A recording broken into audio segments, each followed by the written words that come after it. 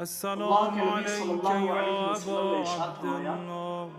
نیکی کی دعوت دینا السلام اور عليك اچھی يا ابن باتیں لوگوں کو رسول بتانا الله. یہ بھی ایک صدقہ ہے، اور السلام صدقہ وہ عليك عمل ہے يا خيرة جو گناہوں کو الله مٹال دیتا وابن ہے۔ اللہ تعالیٰ خيرته. قرآن میں فرماتا ہے، السلام کنتم خیر عليك امت يا ابن اخرجت للناس أمير تعمرون بالمعروف المؤمنين وتنہون عن المنکر، وابن تم سيد ان میں سے سب سے بہترین امت ہو۔ المرسلين.